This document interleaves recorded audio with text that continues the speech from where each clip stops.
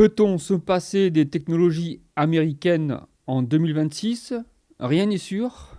Alors je vais vous poser une question. Est-ce qu'on peut réellement se passer des technologies américaines?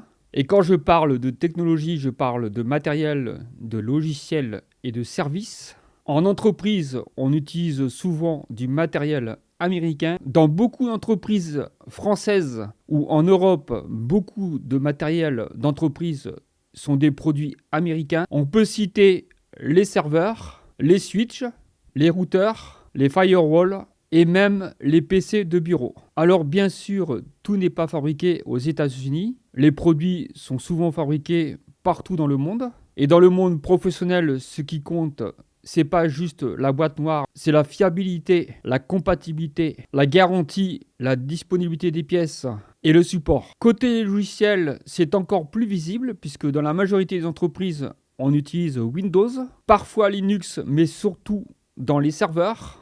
Et même si Linux est très solide, dans la réalité, peu de postes utilisateurs utilisent Linux puisque peu d'applications ou de logiciels sont développés pour Linux. Beaucoup d'applications métiers sont développées pour Windows. Certains outils ou pilotes ne sont pas développés par Windows. Et surtout, remplacer Windows, ce n'est pas juste réinstaller un système, c'est changer des habitudes, reformer, réadapter, corriger des compatibilités et parfois revoir des logiciels entiers. 3. Les services, là où la dépendance devient très critique. Un des points les plus importants et les plus critiques, c'est les services en ligne. Parce qu'aujourd'hui, une entreprise ne dépend pas de son réseau interne. Elle dépend aussi des services qui influencent directement sa visibilité, ses ventes, sa publicité, sa relation client. Ensuite, il y a le cas du référencement et de la publicité. Quand on parle d'Internet, il y a un acteur qui pèse énormément, c'est Google. Et là, on touche à un point très capital. La plupart des entreprises utilisent Google et être visible sur Google, c'est une question de survie. Aujourd'hui, le problème, c'est qu'en Europe, il n'existe pas d'équivalent avec la même puissance, le même impact et les mêmes moyens.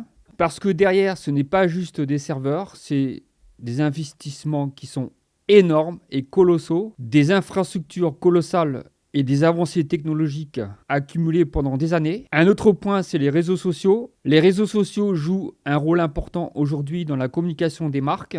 Un autre point, les ventes, que ce soit directes ou indirectes. Même si c'est TikTok, ça reste une dépendance hors Union européenne. Et ce qui est transparent pour beaucoup de gens, c'est des machines publicitaires qui structurent l'économie. Alors peut-on s'en passer des technologies américaines?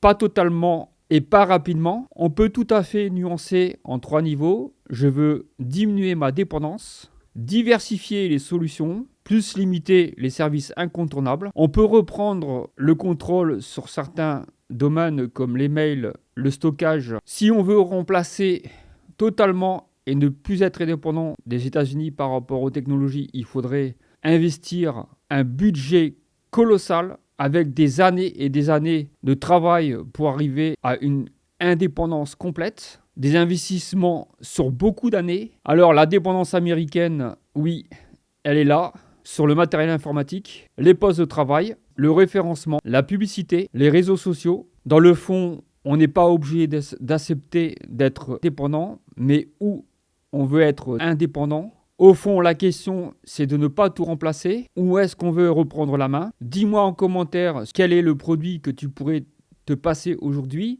et quels sont les services auxquels tu voudrais te séparer et remplacer par un produit européen. Voilà, c'était une toute petite vidéo sur la dépendance des produits américains aujourd'hui, que ce soit en service, en produits, en logiciels. Et c'est un sujet important qui est d'actualité. J'espère que cette vidéo t'a plu. Si c'est le cas, tu peux laisser un petit pouce bleu. Si ce n'est pas le cas, tu peux laisser un petit pouce rouge.